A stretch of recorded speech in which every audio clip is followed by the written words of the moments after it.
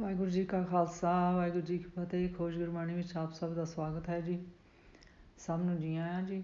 ਆਓ ਅਸੀਂ ਸਾਰੇ ਮਿਲ ਕੇ ਪਹਿਲਾਂ ਸ਼ਬਦ ਦਾ ਉਚਾਰਨ ਅਤੇ ਉਸ ਤੋਂ ਉਪਰੰਤ ਉਸਦੇ ਅਰਥ ਕਰਾਂਗੇ। ਅੱਜ 85ਵੇਂ ਸ਼ਬਦ ਦੀ ਵਾਰੀ ਹੈ ਜੀ। ਗੌੜੀ ਗਵਾਰੜੀ ਮਹੱਲਾ ਪੰਜਵਾਂ। ਮਨ ਮੰਦਰ ਤਨ ਸਾਜੀ ਬਾਰ, ਇਸੀ ਮਦੇ ਬਸਤ ਅਪਾਰ, ਇਸੀ ਭੀਤਰ ਸੁਨੀਅਤ ਸਾ, ਕਮਨ ਵਪਾਰੀ ਜਾਕਾ ਊਹਾ ਵਿਸਾ। नाम रतन को बैहारी, अमृत भोजन करे आहारी रहाओ। मन तन अर्पी सेव करी जय, कम सो जुगत चित कर पीजय। पाए लग्यो तज मेरा तेरे, कम सो जांजो सौदा जोरे। मैल साय का किन बिद पावै, कम सो बिद जित भीतर बुलावै। तू बड़ साजात के कोट बन जारे, कम सो दाता ले संचारे। खोजत खोजत निज कर पाया, अमोल रतन साच दिखलाया। कर कृपा जब मेले सा, कौन आनंद गुर के वैसा। खोजत खोजत निज कर पाया, अमोल रतन साच दिखलाया। कर कृपा जब मेले सा, कौन आनंद गुर के वैसा। ਇਸ ਸ਼ਬਦ ਵਿੱਚ ਗੁਰੂ ਜੀ ਸਾਨੂੰ ਦੱਸਦੇ ਹਨ ਕਿ ਮਨੁੱਖ ਦਾ ਮਨ ਮਾਨੋ ਇੱਕ ਮੰਦਰ ਹੈ, ਜਿਸ ਦੇ ਦੁਆਲੇ ਪਰਮੇਸ਼ਰ ਨੇ ਸਰੀਰ ਰੂਪੀ ਵਾੜ ਬਣਾਈ ਹੋਈ ਹੈ ਜੀ। ਫਿਰ ਗੁਰੂ ਜੀ ਕਹਿੰਦੇ ਹਨ ਇਸ ਮੰਦਰ ਵਿੱਚ ਹੀ ਗੁਰਸ਼ਬਦ ਗੁਰਬਾਣੀ ਨਾਮ ਰੂਪੀ ਅਪਾਰ ਅਮੋਲਕ ਵਸਤੂ ਪਈ ਰੱਖੀ ਹੋਈ ਹੈ ਜੀ। ਫਿਰ ਗੁਰੂ ਜੀ ਕਹਿੰਦੇ ਹਨ ਹੇ ਭਾਈ, ਸਵਾਲ ਕਰਦੇ ਹਨ, ਹੇ ਭਾਈ ਦੱਸੋ ਉਹ ਕਿਹੜਾ ਵਪਾਰੀ ਹੈ ਜਿਸ ਦਾ ਉੱਥੇ ਭਾਵ ਸ਼ਾਹ ਨਾਲ ਭਰੋਸਾ ਬਣਿਆ ਹੋਇਆ ਹੈ ਜੀ। ਫਿਰ ਗੁਰੂ ਜੀ ਕਹਿੰਦੇ ਹਨ ਹੇ ਭਾਈ, ਗੁਰਸ਼ਬਦ ਗੁਰਬਾਣੀ ਨਾਮ ਰਤਨ ਨੂੰ ਵਿਹਾਜਣ ਵਾਲਾ ਕੋਈ ਵਿਰਲਾ ਹੀ ਵਪਾਰੀ ਹੈ ਜੀ, ਜਿਸ ਨੇ ਗੁਰਸ਼ਬਦ ਗੁਰਬਾਣੀ ਅੰਮ੍ਰਿਤ ਭੋਜਨ ਨੂੰ ਆਪਣੇ ਜੀਵਨ ਦਾ ਆਹਾਰ ਕਰਨ ਵਾਲਾ ਬਣਾ ਲਿਆ ਹੈ ਜੀ।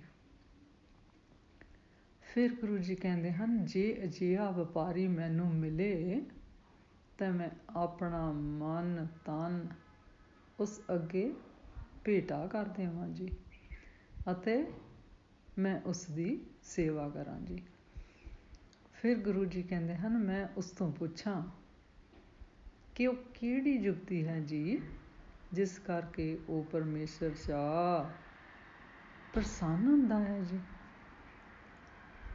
ਭਾਵ ਉਹ ਕਿਹੜੀ ਚੀਜ਼ ਹੈ ਜਿਸ ਨਾਲ ਉਹ ਪਰਮੇਸ਼ਰ ਤੁਹਾਡੇ ਉੱਤੇ ਪ੍ਰਸੰਨ ਹੋ ਕੇ ਤੁਹਾਨੂੰ ਗੁਰਸ਼ਬਦ ਗੁਰਬਾਣੀ ਨਾਮ ਦੀ ਦਾਤ ਬਖਸ਼ਦਾ ਹੈ, ਉਸ ਵਿੱਚ ਦਿਲ ਲਾਉਣ ਦਾ ਰਸਤਾ ਦੱਸਦਾ ਹੈ ਜੀ, ਮਨ ਚਿੱਤ ਲਾਉਂਦਾ ਹੈ ਜੀ। ਫਿਰ ਗੁਰੂ ਜੀ ਕਹਿੰਦੇ ਹਨ ਮੈਂ ਸਭ ਮੇਰ ਤੇਰ ਹਉਮੈ ਨੂੰ ਛੱਡ ਕੇ ਉਸ ਦੀ ਚਰਨੀ ਲੱਗ ਜਾਵਾਂਗੇ। ਫਿਰ ਗੁਰੂ ਜੀ ਸਵਾਲ ਕਰਦੇ ਹਨ ਪਰ ਉਹ ਕਿਹੜਾ ਸੇਵਕ ਹੈ ਜਿਹੜਾ ਪਰਮੇਸ਼ਰ ਸ਼ਾਹ ਨਾਲ ਮੇਰਾ ਸੌਦਾ ਕਰਾ ਦੇਵੇ ਜੀ। ਫਿਰ ਗੁਰੂ ਜੀ ਕਹਿੰਦੇ ਹਨ ਗੁਰਸ਼ਬਦ ਗੁਰਬਾਣੀ ਅੰਮ੍ਰਿਤ ਭੋਜਨ ਕਰਨ ਵਾਲੇ ਵਪਾਰੀ ਤੋਂ ਜਾ ਕੇ ਪੁੱਛਦਾ ਹਾਂ ਜੀ ਕਿ ਹੇ ਜਗਿਆਸੂ, ਤੂੰ ਪਰਮੇਸ਼ਰ ਸ਼ਾਹ ਦਾ ਮਹਿਲ ਕਿਸ ਤਰੀਕੇ ਨਾਲ ਬਣਾਇਆ ਹੈ ਜੀ, ਕਿਸ ਤਰੀਕੇ ਨਾਲ ਪ੍ਰਾਪਤ ਕੀਤਾ ਹੈ ਜੀ। ਫਿਰ ਗੁਰੂ ਜੀ ਕਹਿੰਦੇ ਹਨ ਕਿਹੜੀ ਵਿਧੀ ਹੈ ਜਿਸ ਨਾਲ ਪਰਮੇਸ਼ਰ ਸ਼ਾਹ ਜਗਿਆਸੂ ਨੂੰ ਆਪਣੇ ਮਹਿਲ ਦੇ ਅੰਦਰ ਬੁਲਾਉਂਦਾ ਹੈ ਜੀ, ਭਾਵ ਆਪਣੀ ਕਿਰਪਾ ਕਰਦਾ ਹੈ ਜੀ।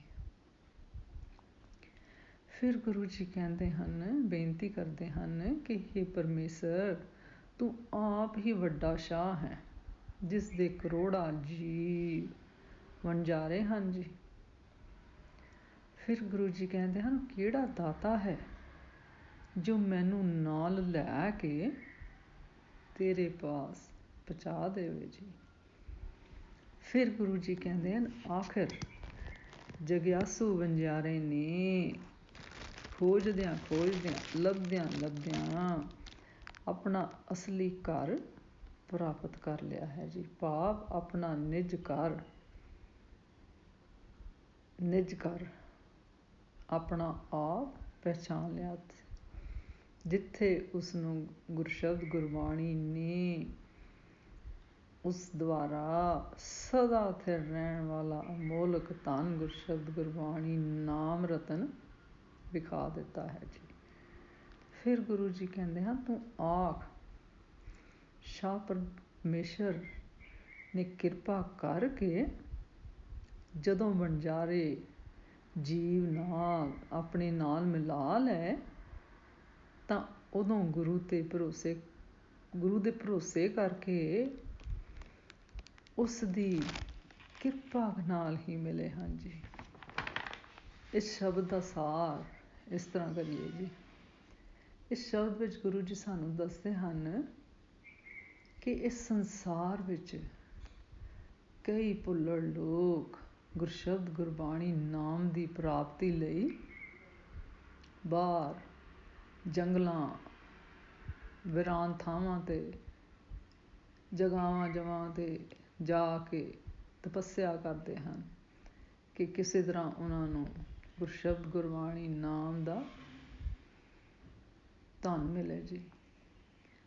ਫਿਰ ਗੁਰੂ ਜੀ ਕਹਿੰਦੇ ਹਨ, ਜਾਂ ਸਾਧਾਂ ਦੇ ਡੇਰਿਆਂ 'ਚ ਗੁਰਸ਼ਬਦ ਗੁਰਬਾਣੀ ਨਾਮ ਬਾਰੇ ਪੁੱਛ ਗਿੱਛ ਕਰਦੇ ਰਹਿੰਦੇ ਹਨ ਜੀ। ਫਿਰ ਗੁਰੂ ਕਹਿੰਦੇ ਹਨ, ਅਸਲ ਵਿੱਚ ਉਹਨਾਂ ਮਨੁੱਖਾ ਜਨਮ ਪਾ ਕੇ ਵੀ ਨਾ ਸਤਸੰਗ ਕੀਤੀ ਅਤੇ ਨਾ ਹੀ ਆਪਣੇ ਪਿਓ ਦਾਦੇ ਦਾ ਖਜ਼ਾਨਾ ਵੇਖ ਸਕੇ। ਭਾਵ ਆਪਣੇ ਗੁਰਸ਼ਬਦ ਗੁਰਬਾਣੀ ਨਾਮ ਨਾਲ ਜੁੜ ਕੇ ਆਪਣੇ ਆਪ ਆਪਣੇ ਮੂਲ ਨੂੰ ਪਹਿਚਾਨ ਸਕੇ, ਜੋ ਕਿ ਉਸਦੇ ਅੰਦਰ ਹੀ ਹੈ ਜੀ, ਜਿਸ ਨੂੰ ਬਾਹਰ ਢੂੰਡਣ ਦੀ ਕੋਈ ਜ਼ਰੂਰਤ ਨਹੀਂ ਜੀ। ਫਿਰ ਗੁਰੂ ਜੀ ਕਹਿੰਦੇ ਹਨ, ਗੁਰੂ ਸਾਹਿਬ ਨੇ ਗੁਰਸ਼ਬਦ ਗੁਰਬਾਣੀ ਨਾਮ ਰੂਪੀ ਅਮੋਲਕ ਵਸਤੂ ਦੀ ਉਹ ਥਾਂ ਜਿੱਥੋਂ ਇਸ ਦੀ ਪ੍ਰਾਪਤ ਹੁੰਦੀ ਹੈ ਅਤੇ ਉਸ ਪਰਮੇਸ਼ਰ ਦਾ ਸਾਰਾ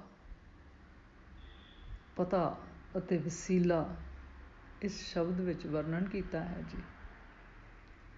ਇਸ ਸ਼ਬਦ ਤੋਂ ਇਲਾਵਾ ਗੁਰਬਾਣੀ ਵਿੱਚ ਅਨੇਕ ਸ਼ਬਦਾਂ ਦੇ ਵਿੱਚ ਬੜੇ ਪਿਆਰ ਨਾਲ ਦਰਸਾਇਆ ਹੈ ਜੀ।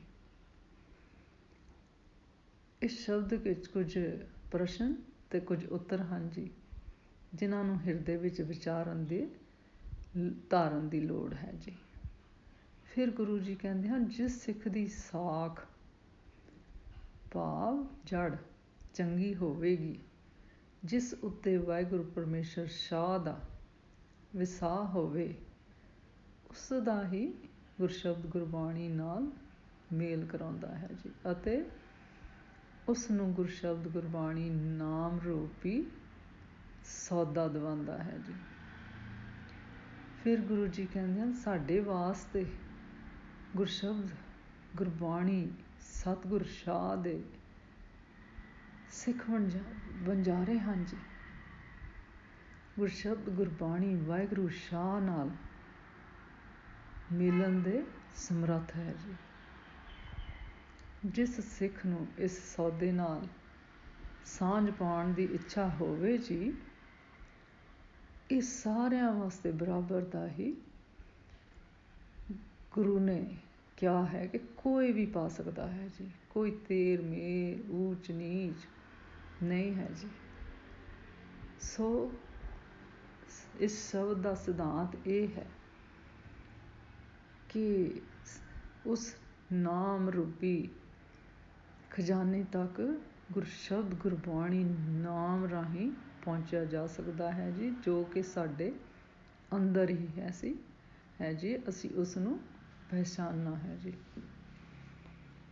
ਉਹ ਗੁਰਮਤਿ ਦੁਆਰਾ ਸਮਝਿਆ ਜਾ ਸਕਦਾ ਹੈ ਜੀ। ਅੱਜ ਦਾ ਵਿਚਾਰ ਕਰਦਿਆਂ ਮੇਰੇ ਕੋਲੋਂ ਅਨੇਕਾਂ ਭੁੱਲਾਂ ਹੋਈਆਂ ਹੋਣਗੀਆਂ। ਉਸ ਵਾਸਤੇ ਮੈਂ ਖਿਮਾ ਦੀ ਜਾਚਕ ਹਾਂ ਜੀ। ਵਾਹਿਗੁਰੂ ਜੀ ਕਾ ਖਾਲਸਾ, ਵਾਹਿਗੁਰੂ ਜੀ ਕੀ ਫਤਿਹ।